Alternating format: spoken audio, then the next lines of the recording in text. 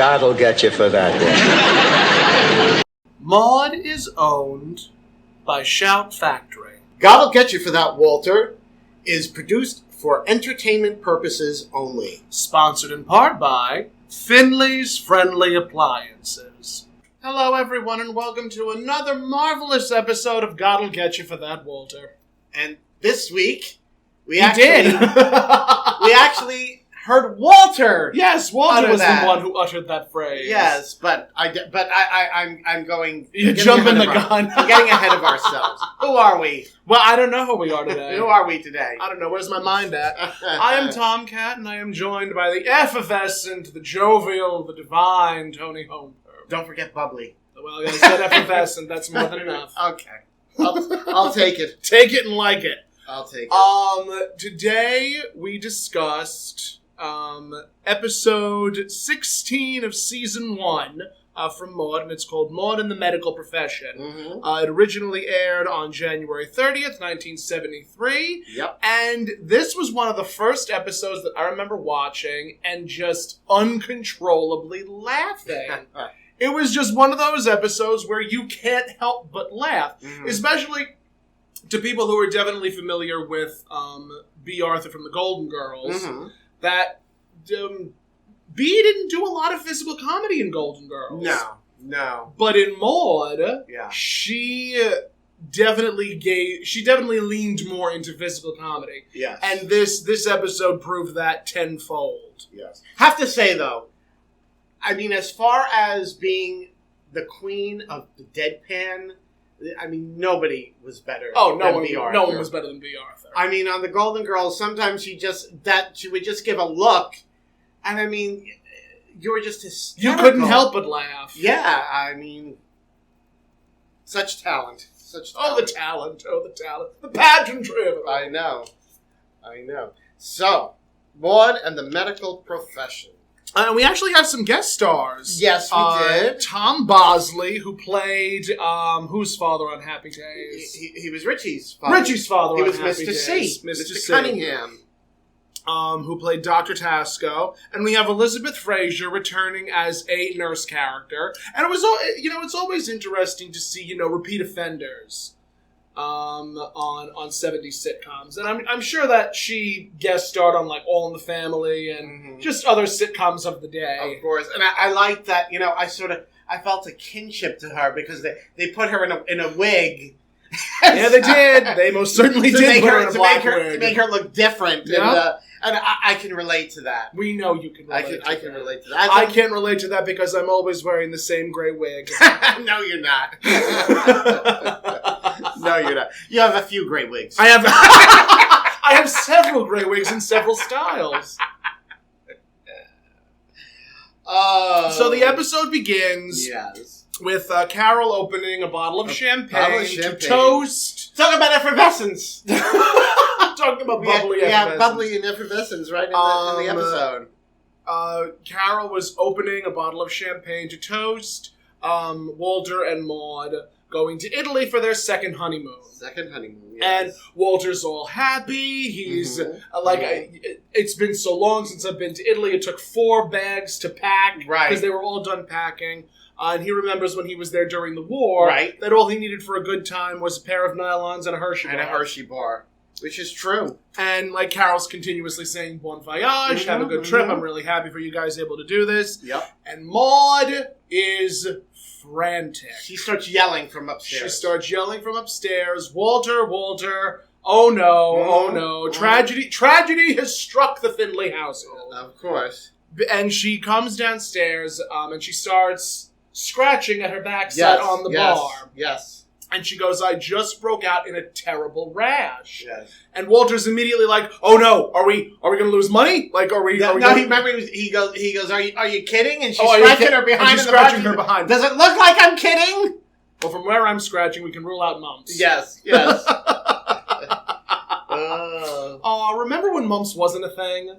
I mean, remember when? What was it that people took that made mumps, measles, and rubella just not a thing anymore? What was it that they took? Yeah. What do you mean? What did they receive? A vaccine. Did you hear that, children? Did you hear that word? I want you all to remember that word. It's an important word. Vaccine, yes. Yes, because if you don't want a disease or virus to last a while, you get a... vaccine. Thank you. Mm-hmm. Let's remember that. Let's hold that for a moment. Hold that thought. So they start talking about having to cancel the trip. Yes.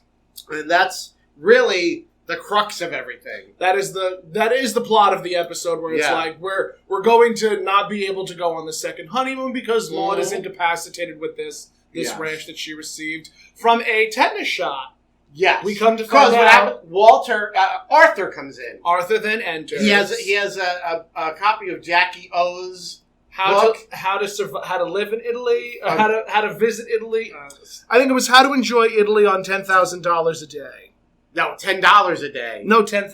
$10,000. It was $10,000. That's what funny. Mm. Oh, I missed that. It was a joke, though.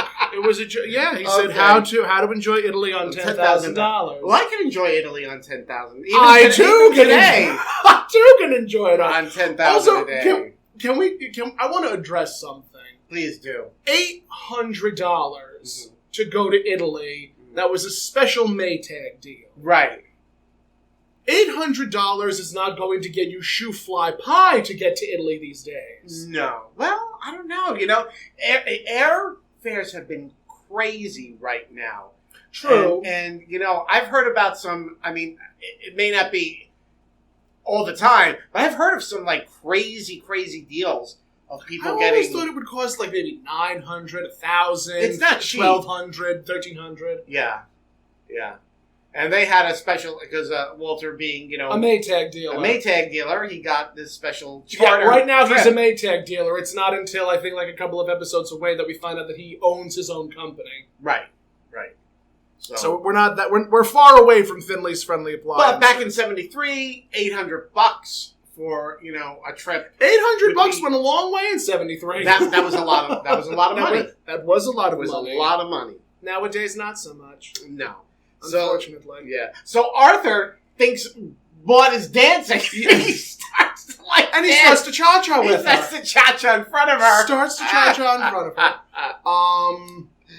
And then Walter stops him and says she has a rash on her backside. Right.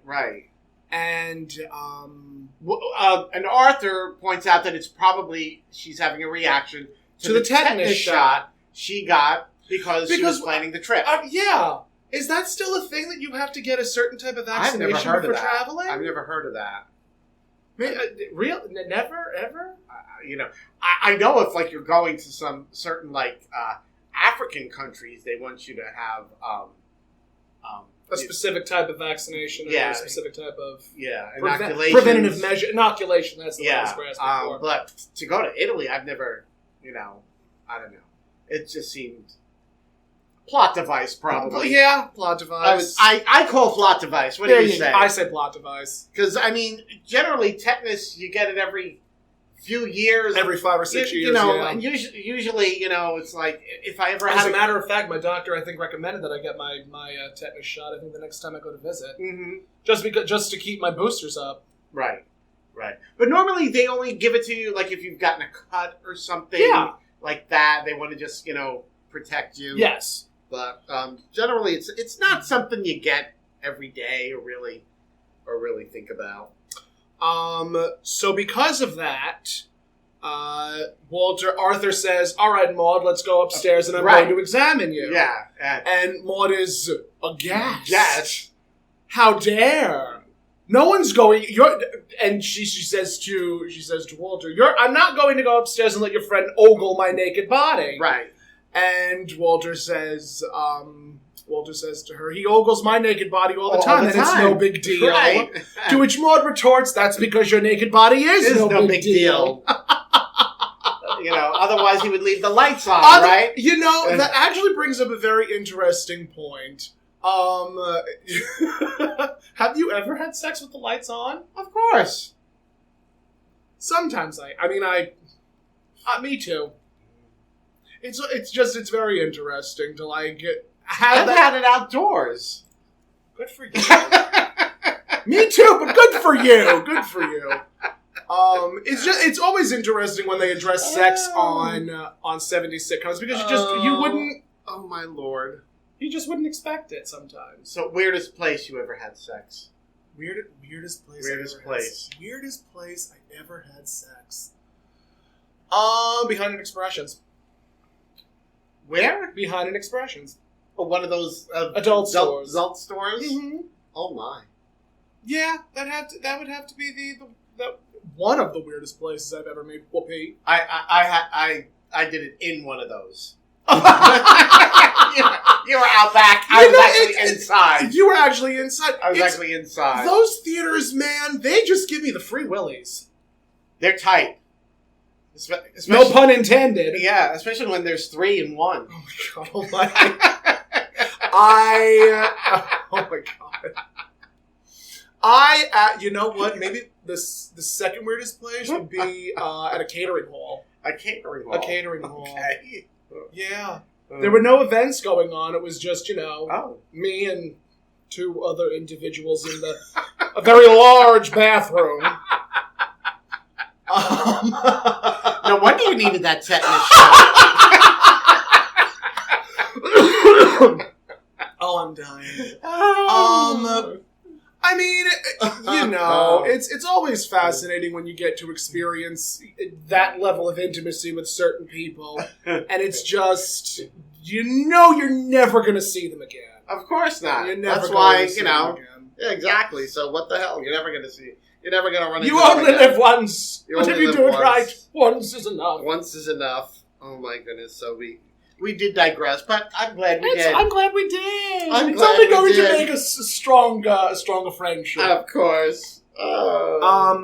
Moving gaily forward. So, Maude refuses to let Arthur examine her. Yes. With good reason. With very good reason. I would feel very uncomfortable. Yes, for me, I would feel uncomfortable, if a friend's, spouse, especially if it was the opposite sex, wanted to examine me. But then again, on the other hand, I may just what the hell?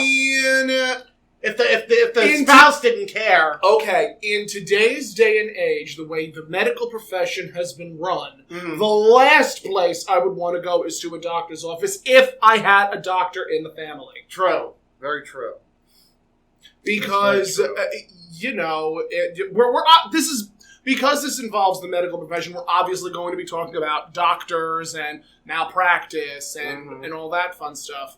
And because, medical insurance and just the way that the government handles medicine is an absolute abomination.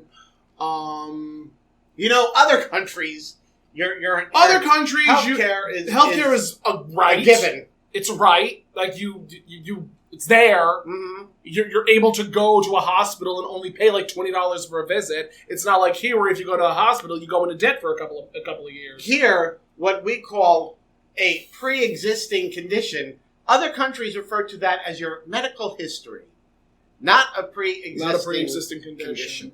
So that's the biggest thing with the medical profession. Absolutely. The medical insurance. They're always trying to get out of paying. Always trying to get out of what they want you to pay, but when you really need it, they don't want to. They don't want to help. They don't want to help. It's terrible. So because of that, I personally would say if there is a doctor in my family that I can have examine me in any sort of capacity, I would probably say yes by all means. And you know what? If it was only the butt. It's only the butt. I don't care. If it's only the butt, I'm like, you know what? Go ahead, take a look at the butt. I've shown a lot worse to a lot lesser people. I know. They told me. Dorothy, close your legs. The whole neighborhood can see your business.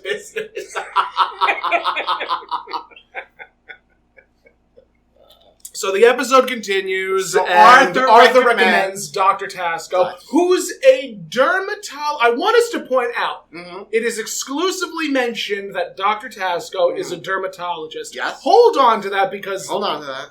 Just hold on to that because he is a dermatologist. Yes. So Maude is then frantically asking Walter to scratch her backside, just because the rash is infiltrating the body and it's appearing everywhere. And Walter makes a crack because Maude continuously says, harder, faster. Do the top, the don't forget bottom, the lower. of course. And Walter, in his infinite wisdom, retorts, it would be a lot easier if I had more hands to cover the territory. Right. And that's when Maude gives him the look. And Maude turns, and Walter smiles haplessly and says, God will get me for that? To which Maude replies, no, darling, he won't. He will, but I won't. And then she stomps on his toes. Yes. And, it's funny. Physical violence on... Doing stage combat is very interesting to me.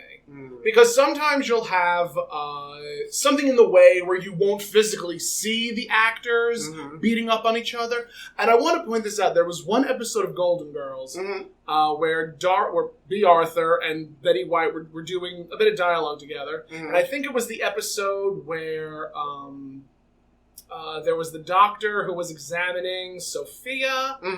And Blanche was obviously very taken with him because he was a very attractive man, but also Dorothy got to him first. And I think Dorothy said, would you like to go out sometime? And Rose says, I'll join you. And I just watched that episode. And Dorothy stomped on her foot. Right. But if you look closely, Bea Arthur just stomps on the ground and Betty White reacts to it. Right.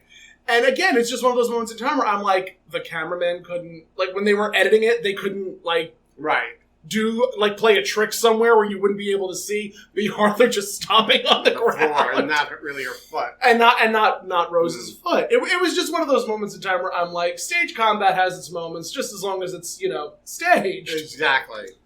But the episode does continue. Yes. And I'm trying to remember where we go from here. Reduce reaction, dermatologist Maude stepped on Walter's toe. Dr. Tesco is... Okay. I think at that point it cuts to Dr. Tesco's they're office. making their way out the door. I don't remember what they're saying when they're going out the door. So Maude goes to leave and Walter says, I'll drive you. Yes. And Maude says, not with that foot. Right. Because apparently she stepped on the foot. She stopped on the foot. She stops at the door and says, the irony. Here we are going to Italy, and the roundest part of me looks like a pizza. And then she scratches her behind on the doorway and then exits. Yes. It's weird because I thought Maude and Walter were going, but it turns out Walter did not go with her to the doctor. Nope. So there was a little bizarre. Something was wonky. Something poor blocking. Yeah, just poor blocking. Not the blocking was a little poor blocking. But it was a 70s sitcom. Who cares? Neither here nor there. So we cut to Dr. Tasco's office. Yes, and it's crazy. And the office is nuts. We actually find out that Maude had been waiting in the waiting room for 35 minutes and was actually waiting in the office for 20 minutes. So she's over, and they have to leave for Italy in 2 hours? Something like that. Yeah. And she's puttering around the examining room. And remember how we said that Dr. Tasco was a dermatologist? I understand that the vagina is a part of human anatomy when it comes to skin, but what dermatologist do you know that has stirrups in their office rooms? I don't know. I have them in my bedroom, but... Well, you never know. You could have guests. Idiots. My mother, ladies and gentlemen. My mother, Sophia Petrella. It really was just one of those interesting things. P.S. Agreeable. Definitely agreeable. You never know when you're going to need to jam, no pun intended. You never know when someone's going to need to get in stirrups. It's true. But it was just one of those moments where I'm like, why would a dermatologist have stirrups? Yeah. That doesn't... I know. That made no sense. Unless maybe they could say it was a skin reaction multiple practice kind of a thing. General practitioner. And maybe, I don't know, maybe other doctors use the examining room. And I could believe that. I don't know, but it was strange. It wasn't like sole proprietorships. And I forgot what was Maude saying when she was in the stirrups? I'd love to get a doctor in one of these. Yes. Because, she's a woman and she obviously knows that stirrups are pretty commonplace when you go to the gynecologist. Yes. Okay. And now I think that's when the nurse comes in, who of course was played by Elizabeth Frazier, who also plays Lorraine in previous episodes, and Liz in a later episode. Yes, and she's got a wig on. She has a beautiful black wig on. They went out of their way to disguise her, so we didn't recognize her as Lorraine again. You can't mask a face like that. Well, no. Elizabeth Frazier has a very distinct face, a very distinct voice. Yeah. But they did go out of their way to try and disguise her. They did their best. Yes, but it was indeed the same actress who played and Lorraine. Of course the nurse is in and out, the doctor is in and out, and the doctor is constantly on the phone checking with other doctors who No, remember he comes in, Maude's trying to talk to him, and the phone is ringing. And then he gets on the phone and he's talking to somebody about a doctor. But no, it was about an apartment building. It was Dr. Stark. Yes, Dr. Stark called about a patient and then asked about if his apartment complex had vacancies. Right. And Maude asks, "Well, doctor, what about me?" To which the doctor turns around and says, "Sorry, no vacancies." No vacancies. Like if ever I ran into a doctor like that, I would be so disheartened by where the medical profession has gone. Mm-hmm. Because that is just a doctor who does not care about their patients. Mm-hmm. And, I've heard a lot of horror stories about some very famous doctors who have worked in, North Shore LIJ, Northwell Health. Some of those doctors are real bastards. Mm-hmm. Yeah. Because they just want the money, and that's the end of it. And it really, it's one of the reasons why, you'll always hear a joke that doctors are cheap. Mm-hmm. Because they don't tip. Oh. That's the joke. They don't tip because they don't know when they're going to get their next malpractice suit against them. Jeez. That was when I started my medical journey. I went to a vocational school where I graduated, top of my class. And then I went to I went to work for hematology oncology, and I just learned a lot about the medical profession and just how absolutely awful it is, especially given what's going on in today's climate. Wow. Because we live in such a litigious society, you need to have malpractice insurance. Of course. I was even thinking of contacting a lawyer and saying, "Hey, I'm a medical assistant. Do I need malpractice insurance? How do I go about getting that?" Unfortunately, I ended up getting hit by a car the following year, and then I just saw how really ugly the medical practice was. I'm like, I'm done. I'm done, bye. Get me out of here. Literally. So that was definitely a learning experience for me. Just seeing how ugly and how sometimes disingenuous those doctors really can be.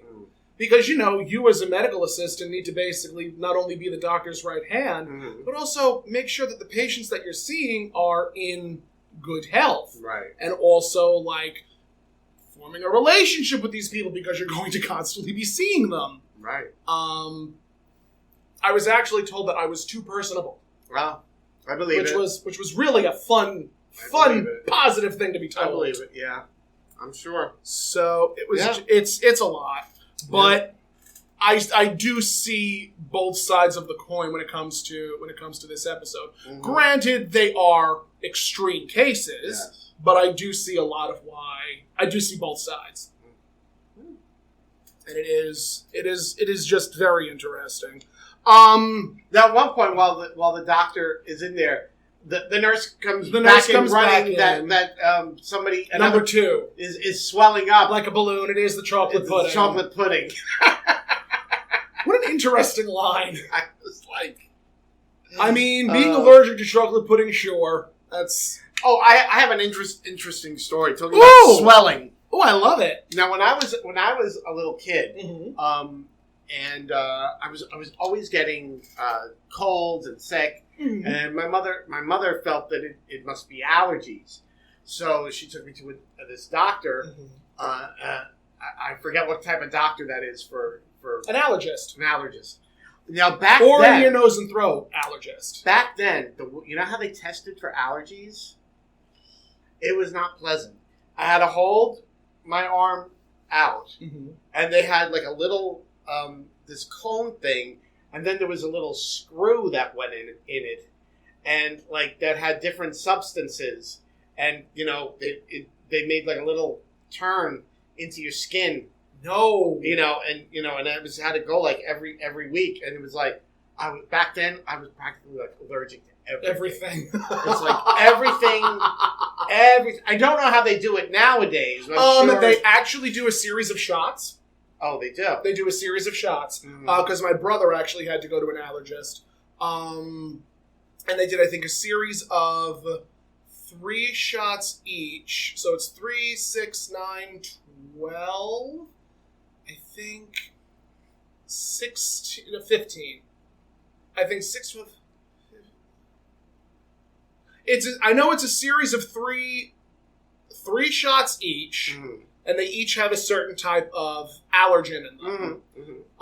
And whichever one bubbles up is the one that you're allergic to. Right. And that's I think how they do it nowadays. I could be wrong. If anybody would like to email us and say that I'm wrong, by all means go ahead. Comment, let us know. Let us know ahead of time. But the way I had to have it done, it felt like medieval torture. Awful. Yeah, it was not. I pleasant. did not recommend that at all. I think the only 2 things I remember not being allergic to were white meat chicken and chocolate. Of all, she said she couldn't believe it because she said normally everybody who has as many allergies as I do is allergic to chocolate, but I wasn't allergic to chocolate. Well, good for you. I know, so never had a problem with chocolate. My favorite allergy story was when I discovered that I was allergic to pesticide. Oh.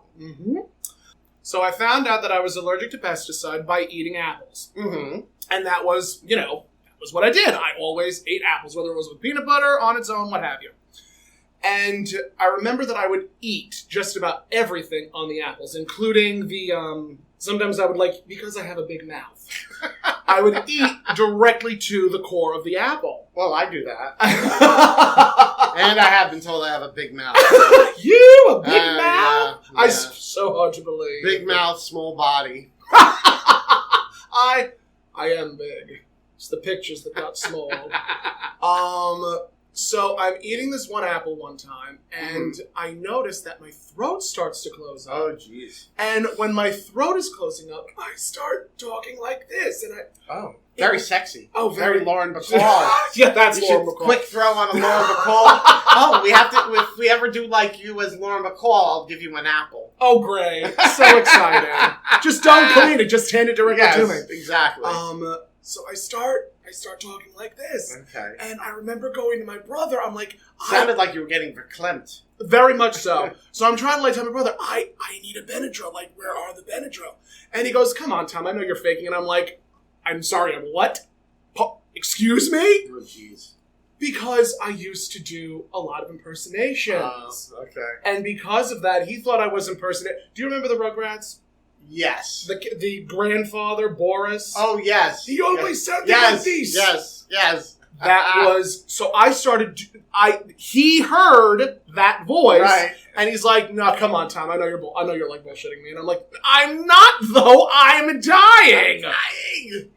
So that was a fun discovery for me in terms of allergies. So I can't imagine what Maude must be going through knowing that she has an allergic reaction to a tetanus shot. So what do you have to do? Eat organic only? I have to eat organic or I have to wash with soap and water. Okay. Good to know. And the skin... Does that mean that I'm going to be making you more cups of tea?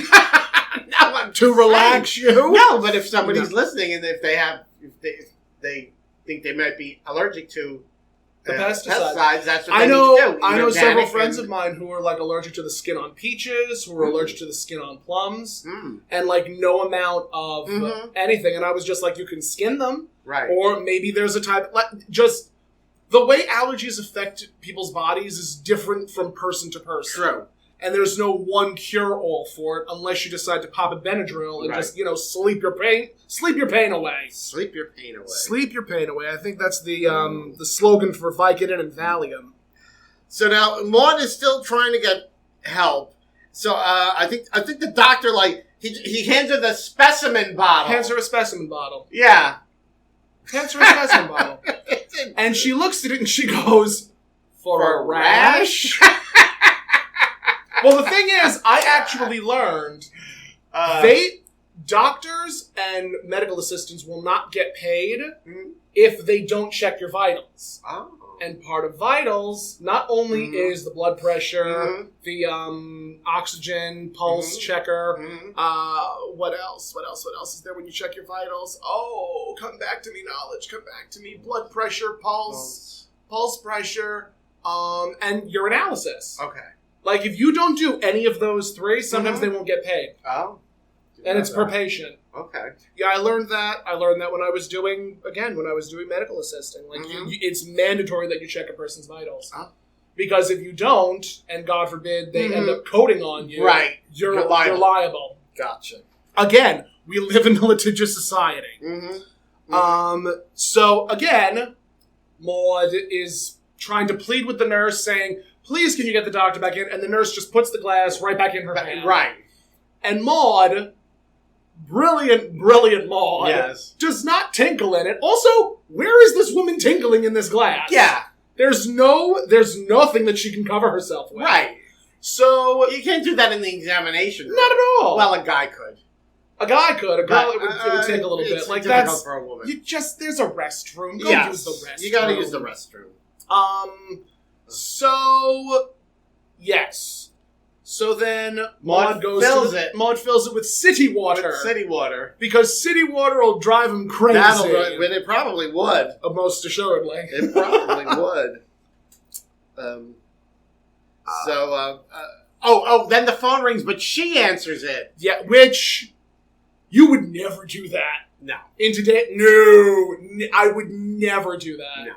I've had thoughts of doing that. Oh, God, yes. But I know that if I do that, it would just be a disaster for everybody involved. And she pretends to be Dr. Tasco. And she says, no, I'm so sorry. I'm leaving dermatology. I'm going to become a veterinarian. Yes. Call me when you get a horse. Yeah. And she hangs up. Yes. And she hangs up. Oh. So... Tasco comes back in. To announce. Yes. To announce the diagnosis. Yes. In layman's terms, Mrs. Findlay, you have a rash. And Maude is just so taken aback. Yes. And she's like, a rash? Well, now I know why you drive a Lincoln Continental. Yes. Because the big joke was that Dr. Tasco drives a Lincoln Continental. Yes. And he drives a Lincoln Continental because he points out the obvious. Yes. So, moving right along. Again, if ever a doctor would be like that, not only busy, but also kind of brain dead, I would, like, how did you graduate? Yeah. And again, this episode definitely points out the hypocrisy about being a doctor and how doctors are for other doctors and nobody else, and why doctors are so cheap. Like, I think in other episodes of Maude, like, Arthur will come in and, like how, what happened in, Maude's Dilemma. Like, Arthur was, like, helping Walter get through choking on the chicken leg. Right. And he says that'll be $10 for a house call. Right. Like, they will squeeze the penny until the buffalo poops. Yes. Ooh, there's something to the power of suggestion. We may have to cut you. Oh, God. Yes, to those unaware, there was a moment when we were recording where the computer just shut down. Yes. So if there's something funky going on at one point or another during this broadcast, that's why. We apologize, and that's why. But that it is what it is. So Dr. Tasco finally comes back in and gives her a little trough, a little cone of like 6 or so pills. Right. But then he's giving her the pills, but then the phone is ringing again. off the hook. And he's like, please, please, please, don't hang up. And they're like having a conversation about Italy, how he says, I know a wonderful restaurant there, American. I think in some piazza someplace. So Maude is like, she's like looking at the pills. She wants to take the pills. And then she was looking at the water in the specimen bottle. So Maude chokes back the pills. Yes. And she goes to grab the vial that has her quote-unquote urine in it. And she stops herself and she's like, no. Like you just see the facial expressions. It's just so wonderful. I mean, it was just water, but the fact that she was trying to pass that off as the specimen was like, she was just like, no, can't do it. Nope. So she leaves. The doctor doesn't even realize. She's it. Left. And the nurse immediately brings in another patient. Another woman in. So doctor hangs up the phone with whomever he was on the phone with and says, now, Mrs. Findlay, you take one of those pills every hour or every 6 hours. Yeah, one every 6 hours. One every 6 hours and have a wonderful trip to Italy. Yeah. Chow goes to leave and the woman just looks haplessly at the camera. Yeah. It's not Maude. It's not Mrs. Findlay. It's just some random person that was brought in. Yeah. So at that point we have a commercial break. Right. And then we come back to the house. And Walter and Carol are frantic. Right, because they don't know where Maude is. They don't know where Maude is. Carol was on the phone with the doctor's office, and then she gets off the phone and says, Maude left a half an hour ago. Right, she left half an hour ago, so they don't understand. Where could she be? Yep. Is it at that point? The doorbell rings. The doorbell rings. Yes. And when Walter opens the door, Maude falls. Yes. Into the house. And there's a cab driver. There's a cab driver holding on to her. And just the brilliance of physical comedy in this episode. I do love this episode exclusively for its physical comedy. I don't exactly know how we can describe it other than Bea Arthur is supposed to be enacting and making believe that she's acting as if she has an equilibrium and balance. Yes, she's like tilting, falling all over the place.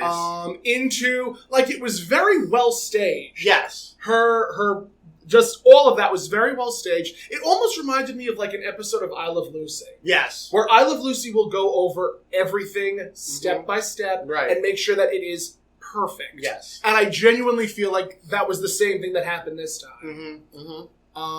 Yes. So Maude falls in, and Carol again is frantic, like, "Mother, what happened?" Right. And I'm trying to think of where we're at that point. Right. So again, Maude is just falling over herself. The cab driver says, "Don't worry about it, mister. I got a sister," and he like shoots back his does it where like. Yes, yeah. He does it where, like, it's signifying that making a hand gesture that she's drunk. He's making a hand gesture that Maude is an alcoholic, which not. She is most certainly not. And Walter, he's wanting to know where the car is. And I think at that point, is that when Arthur calls Dr. Tasco. And he's yelling at him about, So we come to find out that after Arthur gets off the phone with Dr. Tasco, and Arthur was, again, a little out of character here, but he was very upset with Dr. Tasco because Dr. Tasco just did not take care of this patient. Right. We come to find out that Maude overdosed on an antihistamine. I don't remember the name of it. I have it written down where it's like chlorpheniramaleate. Something like that. Something to that effect. And because she overdosed on it, she has an equilibrium imbalance. Right. She has an inner ear problem. Right. And she can't get on a plane. So because she will just be violently ill. Yeah, the trip is not going to happen. Nope.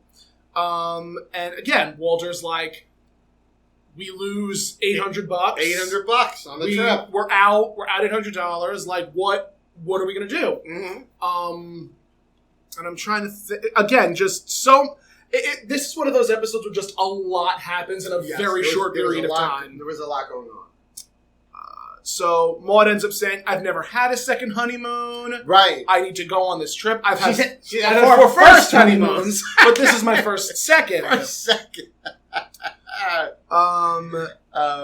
And Arthur was telling her to go upstairs and take a nap, and she refused to do that. She refused to take a nap, but she goes, I need to go to the bar to get myself a glass of water. Yes, and she's trying to pour the water. But before that even, there was one joke that always tickled me because I've used it myself. She says, you are all so wonderful for taking care of me, because again, she falls into Walter's arms, she falls into Carol's arms, and her family is there to catch her when she falls. So she goes over to the bar and she turns to her family and says, you're all so wonderful to be taking care of me. I must really be something. Because that's just Maude. Maude is a very selfish person. Yes. And again, more physical comedy. She's trying to pour this glass of water. The water glass is almost like she has no depth perception. Yeah. So she's holding the glass and she's holding the pitcher and she's pouring it and she's trying to pour it into the glass, but the glass is about a foot away from the pitcher. So she's pouring all of this water on the bar. Yes. And Carol's he's guilty. Why would a doctor do that? And Carol, once again, being the logical thinker that she is calling out Tasco when something is obviously wrong. Right. And Maude announces that she's going to sue Tasco for malpractice. Yes. And Arthur is now just shaking in his boots. Because I think, even as an actor, Conrad then played it where he knew what was coming next. Because obviously Maude is going to try and coerce Arthur to be her witness. Yes. And also, she then announces that the rash is back. Yes. I actually have it written down. Arthur insists on her staying home. Walter's at 800. Dr. Tasco is guilty of negligence, guilty of malpractice. And Arthur's like, Maude, a punch on the nose, but malpractice suit. That seems a little bit much. Yeah, it's extreme. And Arthur says, well, it's not going to work because it's the doctor's word against yours. To which Maude says, it is not the doctor's word against mine. It is the doctor's word against yours, Arthur. Right. Because again, a doctor against a doctor, there's a little bit more weight to that. We'll hold on to that because we actually have to come back to that at the end of the episode. Yes. And now Maude starts going on a tirade. She wants Tasco to be responsible. She also... I think at that point we come to another commercial break, and then when we come back, Walter gets off the phone with the travel agent. Yes. And says, well, I called the travel agent and we can't get back our money. Right. To which Maude responds, I'm getting vindictive and we're suing for the money. Right. Which, I mean, yeah. I most certainly would. Yeah. If that happened to me, absolutely I would do that. And again, that's why so many doctors pay into their malpractice insurance. Right. Because you never know what's going to come down the pike. Right. Again, litigious society. Yes. The funniest bit was when Maude is trying to go over to the record player. And she sort of veers over to the couch and then sort of veers over to the back of the room, staircase, and then veers over to where the telephone is and where the record player is, and she's shaking this record. What the hell does she say? She says, "Do you know what this is? Do you know what this is? This is an Italian language record I have been studying every day." Yes. And she ends up saying it was in very Bea Arthur Italian. Yes. She goes, "Mio zia alla scaletta verde." Right.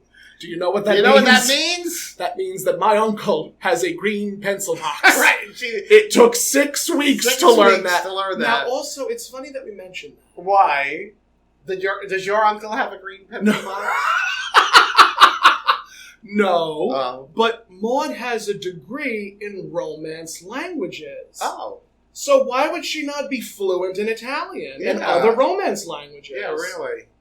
Again, Point of fact. Okay. Because that was mentioned. Interesting. That was mentioned That's in the convention. fact. We love continuity errors. I know. They're the bloodline of old sitcoms. Speaking about continuity errors, yes, on the Facebook page that we follow about the Golden Girls. Yes. Somebody had made a post about, well, why are there so many inconsistencies? Like in the one episode, the pilot they called Blanche Hollingsworth. They didn't call, then that was the only episode they do that, and then it's Blanche Devereaux and Rose. It's like she refers to Charlie as Charles, and then he becomes Charlie. And there was a whole bunch of things. And I said, I wrote, haven't we all learned from the Marvel Avengers movies? Obviously, there are an infinite number of universes, of Golden Girls universes. We're all, there's, in one Golden Girls universe, she's Blanche Hollingsworth, and another one, she's Blanche Devereaux. And in one universe, she's Blanche Devereaux. Yes, in one universe, Rose is married to Charles. Not Charlie. I said, so that explains it all. It's an infinite number of Golden Girls universes. It's also one of those things where it's like the sitcoms are going to have different writers, and unless the writers have, like we mentioned in other episodes, a Bible. Yes. A Bible of continuity from previous episodes, they're going to write whatever they want to write. Right. Whatever issue they seem to be taken up with. I'm not friends with, but I know that Stan Zimmerman, who wrote a couple of episodes for the Golden Girls, wrote a number of episodes in the first season. So a lot of what he wrote sort of falls to the wayside in other episodes when another writer takes over. Okay. Think of it almost like comic books. Because comic book writers, you'll have a series of stories written by one writer. Then you're going to have another series, arc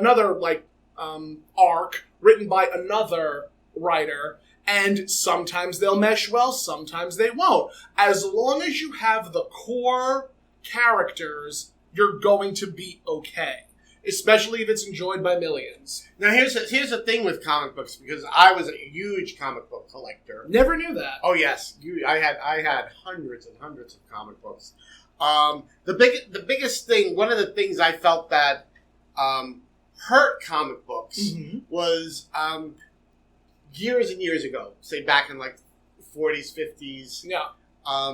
Like a kid they'd read comic books. And then they would stop reading them. They were sort of like a turnover.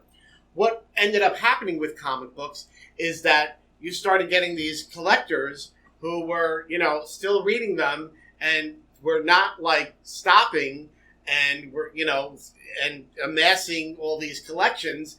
And all of a sudden, especially like with the Marvel comic books, we're like, well, wait a minute. Daredevil is doing this now, but back in, issue 37, this happened, so that can't be right. And then what started happening is writers started writing stories trying to, correct all these continuity.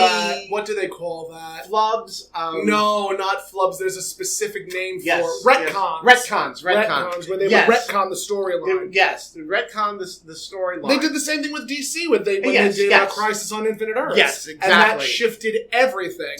Yes. When it comes to Marvel, there's just so many universes. Yes. So many universes, so many Earths, infinite universes. Infinite amount of universes. That was one of the ways that they could say, well, that happened on a different Earth. Yep. So that's the excuse. That's our story, and we're sticking to it, folks. So, but it's sort of like they sort of lost a little bit of the essence, the fun, the joy of just being able to tell a story. Because now they became constantly worried about, we have this character do this. Because, it was way back in, 1968, this character did such and such, so we can't have them doing this now in 1993, and, so... It's exhausting. Yeah. It is, I don't know how much of a gatekeeper you have to be, and I never thought I would see the day when the Golden Girls would have gatekeepers. years. Right. Never thought I would see the day, but here we are. Here people they are just saying, and sometimes I get so annoyed when people are like commenting for the first time. People are just like St. Olaf, right? Like South Side. Like go burn yourself. Just go burn yourself. I can't. I just can't. I'm one of those people that'll write St. Olaf. I would expect nothing less. I would expect nothing less. I have to admit it. But I'm sort of like, you know what? I just let it go. I'm like, am I enjoying the episode? Yes. If I enjoyed the episode, then who cares if Rose is referring to Charlie as Charles or correct. It's like it's also important to notice that everybody seems to collectively agree on one thing.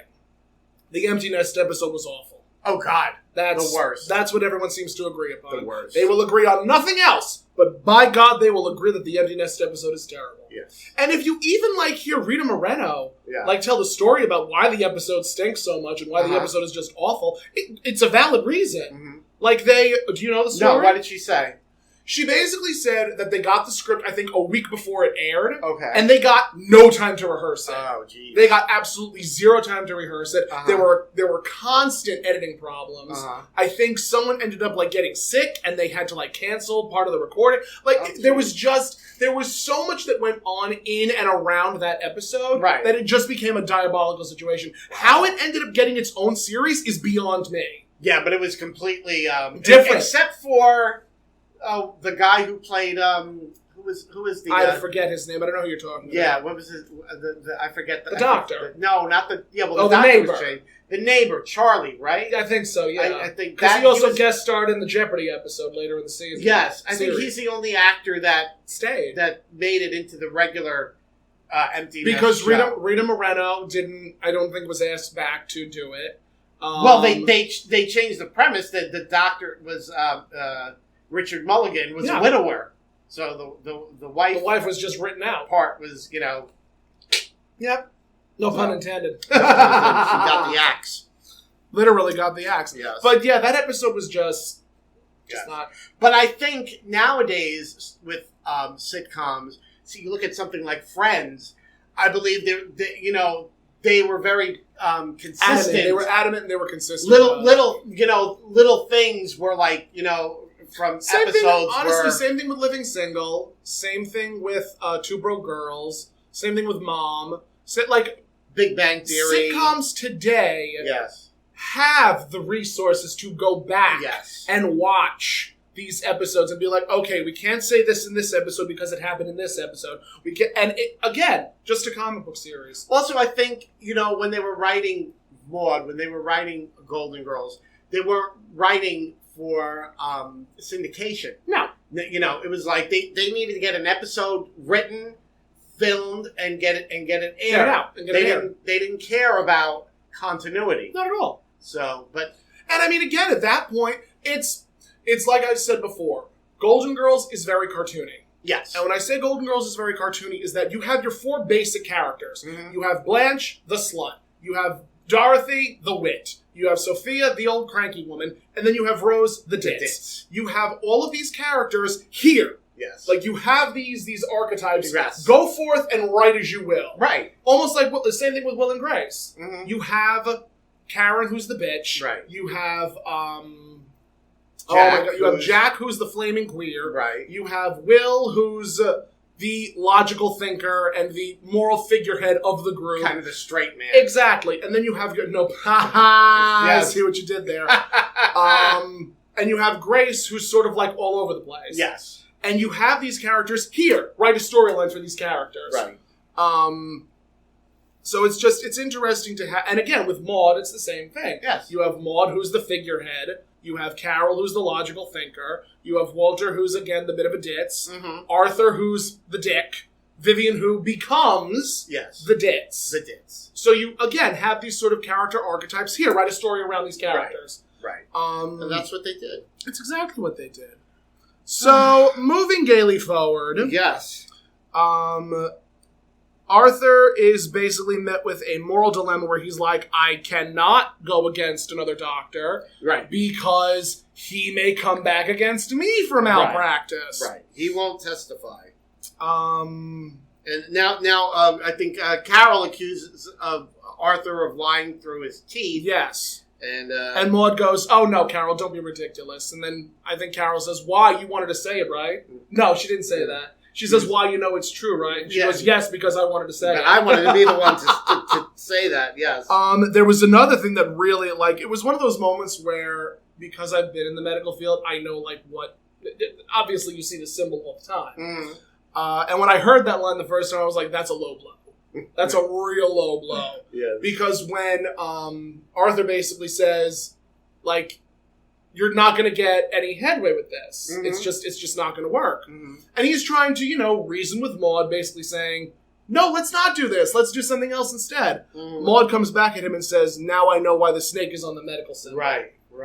Because he's trying to protect the doctor, and he's Right. trying to protect his own hide. Right. And Walter's like, "No, Arthur wouldn't say that. If the case had water, if the case was able to go to court, he'd be all for it." Right. And Carol comes back saying Arthur wouldn't testify to the sun rising if it meant going against another doctor. Right. Because it's true. It is. Doctors protect doctors. They do. And that's even mentioned. Yes. So we're coming to that. Yes. So Maude is bereft. She's belligerent. She's angry. Screams at Arthur to get out of the house. And Walter is like, "Well, if he's going, I'm going with him." Which he does. And he does. But Maude says, "Remember one thing. Mangia cavallo." Yes. Which is, it's supposed to be mangia cavallo. Mm-hmm. Which means eater of horses. Right. Or horse eater. And as, Walter goes, "What's that?" And Maude goes, "That's Italian for this." And she bites her finger at him. Which just tickles me. I love that. Just tickles me so much. Because you and I both do it. Yes. I know I certainly do, where Yes. I'll, bite my knuckle or I'll bite my hand. Yes. And that means, Italians talk with our hands. Yes. That's just what we do. And everything that we do with our hands means something significant. Is that all you Italians know how to do? Scream and hit? No, we also know how to make love and sing opera. I just watched that one too. They're great. Honestly, I just love going to sleep to the Golden Girls. I do. All right, so Arthur and Walter go to the bar, of course. Because of course they do. And at that point, we come to them drunk as skunks. Yes. Literally drunk as skunks. They're drunk. And we find out that Maude does have a case against the doctor. Yes. Because Arthur, in his drunken stupor, says to Walter, Dr. Tasco really was all that negligent. He was negligent. Yes. And Walter's just furious at that point. Well, now before that, Arthur was going to give Walter the $800 to cover. He was going to write him a check. Yeah. Because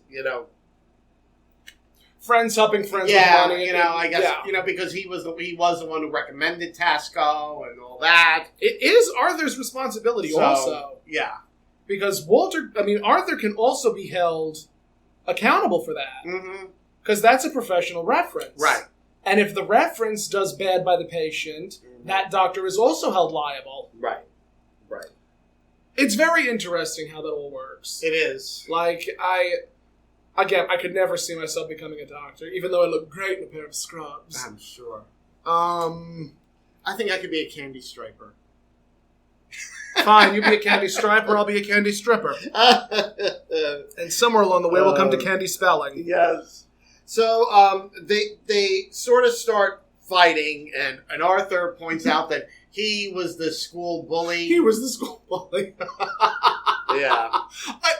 One of the things that tickled me so much that I only heard in this episode was when Walter pushes Arthur's hand away. Down. Right. He dents Arthur's copper bracelet. The copper bracelet. Did you remember those infomercials years ago? Yes. Where you would have this sort of magical bracelet on your hand, and it would fix your back problems. Oh yes, it was fun. Align your chakras and all that good stuff. All that snake oil. Yes. Oh my God! There was something that he said. You broke the. I think Arthur said you broke the spell. Yes. I'm gonna have upset back or a hurt back for a while. Yes. And then we find out that Arthur was not the school bully. No. He was the eraser monitor. Did they still use the blackboard when you were in school? They did. Okay. I don't even know if they still use them these days. They didn't start using whiteboards until I was in high school. Oh. Before that, it was all on chalkboards. Mm-hmm. Like grade school. I mean, when I went to public school, that was all we had. Mm-hmm. Was just chalkboards. Right. And I may or may not have been the eraser monitor at some point. Right. Actually... We've got some chalk dust. Let me brush it off. Anecdotally, there was one point when I was in elementary school that I staged a protest. Oh. Where we wanted longer breaks and no homework. Oh. And we marched around. PS 186. You're like one of the Chicago 7. I should be so lucky. So we start like walking. It was a tiny, maybe like 20 foot by 20 foot, maybe a little bit bigger than that. 50 by 50. No, it wasn't 50 foot. Maybe it was 50 foot. It was just a big block of blacktop. And we just started marching. And I led the charge. That when we had you to... were like a little Rosa Parks. Take that back. Oh my God, take that back. But I was marching along the front, and when we were all pulled aside, I don't remember if we got in trouble or not, but we ended up getting pulled inside, and when we were told to sit down, the teacher, I think I was in 4th grade at the time. The teacher says, "Who started the march?" They all threw me under the bus. Oh, of course. Every single one of my classmates threw me right under the bus. I would have pointed right at you. They all pointed at me, and my teacher was just so beside herself. Wow. She goes, "Thomas? Thomas started it?" And I just was like, I did. I do not know if they called gay boy? The little gay boy started the march? Do not know if they called my parents. Oh. I do not have it. That is my only recollection of it, is that we were walking around the blacktop and we were just shouting, "Longer breaks, no homework." Oh. There you go. I was just a little hellraiser. Yes. That's all. Just me, the little hellraiser. Okay. But yes, longer breaks and no homework forever, friends. And you didn't get it. Nope. Absolutely not. Oh, my heavens to Betsy. Jeez. So, episode continues. Yes. And, oh, my heavens. So, after Walter and Arthur have their fight, we come to a commercial break. And we find out that Arthur is going to testify. Yes. Arthur's going to testify. He's going to testify. in between both, because they both got sober very quickly. Yeah. Well, they were sitting on the couch and drinking coffee. So, Arthur also? Yeah, I think they were both drinking coffee. They were sobering up. There may have been some time spent. Between going home from going back to the Finleys and the soon-to-be apology, Arthur called Dr. Tasco. Mm-hmm. He had to have. So... Yes. Walter is pleading with Maude, apologize to Arthur. Just apologize. And Maude is trying her damnedest to apologize, and she just... And it's not coming easy. Can't. It's not. And they both have like little quips. Little quips. Arthur turns to Maude and goes, "You can catch more flies with honey than you can with vinegar." Right. And Walter says, "That's right, Maude. Yeah. A still tongue never strangled its owner." Yeah. And Maude delivers probably one of my favorite lines that she's ever uttered in the series, and I've used it on you a couple of times. "Would you hold those words? I want to go and get my sewing basket and embroider them on a whoopee cushion." And she screams that the apology is off. Yes. And that she's never heard such a drivel in her life. That's when the doorbell rings. Yes. And Maude says that it's probably Confucius with another shipment of fortune cookies. Right. Exactly. Oh my god, the writing in this episode really, really tickled me. So Dr. Tasco comes in and he's dressed in a tux. That's right. A very 70s tux. A very 70s tux. That was like...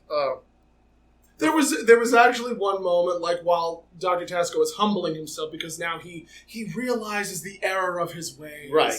And he knows that Maude is a very simple woman who just wants to hear an apology. Oh, we have to point out, one of the first things he mentions was that he's between parties. He's between parties. He's between That's parties. when he's in the tux. Have you ever been between parties? Hell no. Not in a tux of all things. Maybe in a dress. I can honestly say I've never been between... Well... I was between a drag brunch and a drag night show. That sounds about right. So I think it would be something similar. I have been betwixt those. the thrice of us. I hate you. I hate you so much. I was waiting for it. I knew it was coming, like Christmas. You know it was coming. I knew it was coming. So the doctor is between parties, and he's trying. He's humbling himself. He's expressing that he is going to take better care of his patients, that he's going to listen to their problems, which we know is just a crock. Yeah. But one of the things that tickled me in this episode was Arthur saying to Dr. Tasco, it takes a big man to prove that he's small. And did you catch that? No. Dr. Tasco looks directly at the camera. Oh. And it was one of those moments where I'm like, yes, break the fourth wall. Thank you for doing that. I didn't notice that.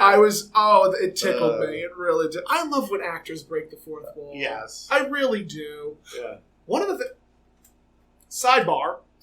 On TikTok, I have been watching Tyler Perry's live shows that he used to do. Because before he started doing the Medea movies... Right, they were plays. They were plays. Yeah. And there are times when I will watch it and he will break character. If something is incredibly funny, he will break character. And I love, as an actor, I love when an actor breaks character. Because not only does it take you out of the show for a little bit, it shows you that the actor on stage is human. Yes. Especially if it's during a funny scene. Yes. On one of my favorite shows, Are You Being Served? Okay. A lot of times... The characters they do that, they break, they can't hold it, and you see you see them trying not to laugh. Yeah, I love it. It makes my day. Yes. There was one show that I did recently. I want to say it was 2 years ago, of which it's not important, but one of the things that the character was supposed to do was play a violin. Because I'm on the floor, I'm playing the villain, naturally. And I'm on the floor being very melancholy and melodramatic. And so you really didn't have to act. Didn't have to act at all. And my partner my acting partner, was supposed to play the violin. The violin wasn't set. Oh. Violin wasn't set, so what he did, it was a Christmas show. He took a giant lollipop and a Christmas present and played that. Okay. I looked at him, I had to hide my face because I was about to crack. Oh, jeez. It would have been the cracker around the world. I was like, I actually I held my face and I am chuckling on stage. I've had experiences like that when I did theater where it was like, something happened, and it was like I was like, fortunately I was like, somehow the blocking was that I was not facing the audience, and I was like, you were trying. I was like trying to hold a laugh in, and the other person was like, they didn't, they kind of just like, grin and bear it. So have you ever heard of the acting joke where you have, if a person how does it go? It's something you do on stage. I would not be able to do it because I just would not be able to handle it. Where there's a button that that one actor will start with, and they'll pass it off to other actors, and whomever has the button by the end of the show has to take everybody out for a round of drinks. Never heard of it. Really? No. Must be a new thing. But I was much younger when I was doing theater. I was underage, so I wouldn't be taking anybody out for drinks. But it was just one of those, or like just some type of like practical joke or prank. I would not be able to do that because there are times when I'm on stage, I'm on autopilot. Right. I am just like, I am on autopilot, and if something takes me out of autopilot, I just will not remember my lines. Yeah, yes. I get that completely. So, Dr. Tasco is humbling himself. And, Walter's still mad. Walter's still pissed that he's out $800. Maude wants to accept the apology, which I didn't really quite understand her, just wanting to accept the apology. Yeah, that's, again, very out of character It was not in character. I think it was because Dr. Tasco is a doctor, and she rarely, I guess, sees a doctor trying to humble himself and try to apologize. Yeah. So maybe this is a rare occurrence for her, but, I mean, given the fact that if I were Maude, which I've been a number of times. Many times. If I developed a rash from a tetanus shot, I would say number one, I would say to Arthur, how dare you? Right. Like, now you need to prescribe me an antihistamine because if I go to another doctor for it, it's going to end in tragedy. And it did. Right. So not only do you have the tetanus shot that's giving you the rash, you now have a doctor that is negligent and just not paying attention at all. Right. Gives you antihistamines that he did not express. He did not give you he did not give you a oh god, he didn't give not a doctor's note. He didn't give you directions. He did not give you directions. And hello, like a doctor just opens up a drawer and gives you pills. I mean, was that a thing that happened in the 70s? Not that I know of. Neither do I. Even in the 70s, we always got a prescription that would get filled at the pharmacy. So that was, bizarre. Plot device. Yes. I guess plot device. Be so lucky that the doctor just hand you some pills. Exactly. So going all through this, I would still not relent. Yeah, no. I would not relent. I thought when Maude was actually while we were watching it, and Maude was sort of saying to she Walter was being reserved that we have to accept his apology. I thought she was being sarcastic. And I was like, but then it was like, no, she's being sincere. She's being sincere. Sincere. And I was like, huh? So that of all people. Yeah, that kind of threw me for a loop, I have to admit. So and Maude did love his tux. Yes, I love your tux. Yes. Were her exact words. But goodbye $800. Yes. And then as Maude and Walter are arguing off stage, Dr. Tasco and Walter are having a very chummy conversation. Dr. Tasco and Arthur. And Arthur, I'm sorry. Again, I don't know why I keep doing that. I do it too. I do not know why I do that. I do it too. I'm just going to start calling him Conrad Bay because Walter and Arthur just sound way too similar. I know. It's the at the end, I guess. So Dr. Tasco, he's got to get to another party. Yes. So he's the one seeing Tasco out. Yep. And that's when they have their little clandestine discussion. Oh, good word. I always delicious word. I had three goods. I had clandestine, betwixt, and thrice. I hate you for those last two. So they're having their chummy conversation, and Arthur's like, the Finleys, they're nice people, but they're civilians. They don't know. Yeah. To which Tasco says, "Yes, I understand, but if you had taken this to court, it could have gotten very ugly for you." Yeah. And Arthur goes, "Yeah, and it also would be very ugly for you." For you, too, yeah. Because, again, doctors protect doctors, lawyers protect lawyers. Yep. True. Everyone protects everyone, especially in that respective field. In the respective fields. Because nobody wants to... Oddly enough, though, drag queens don't protect other drag queens. Nope. Drag queens are catty. Drag queens are catty. Yes. And they will throw anybody under the bus for the sake of the almighty dollar. Goodness me. So that comes to the end of the episode, but there is an epilogue. There's always an epilogue. There's always an epilogue. Yes. Where, it's very... Maud's sitting at the dinner table, and there's a big wine bottle filled with wax that has the candle lit on. Very Italian, very, very, very ethnic. And Walter enters wearing, rolled up sleeves, an apron. He's singing O Sole Mio. O Sole Mio. Correct. Careful. I don't know if that's still copyrighted. You never know, but I'm saying only the three words. It's fine. As a matter of fact, when I did my recordings for Maude Live, I did it where it was just the last bit of Maude's song, Right on Maude, and then the big finish. Right. And I didn't get flagged for it. Oh, that's good. So that was... Yeah, it has to be a very... Very tiny. Tiny amount. Very minuscule. Otherwise, forget it. Yep. But somehow it didn't flag me for the commercials I used. Huh. If you watch the Mother's Day special that I posted on YouTube, there's a break between one episode of Maude Live and another episode of Maude Live where there's I want to say four or five like CBS commercials. Oh. Where like at one end, their Sonny and Cher show was mentioned on it.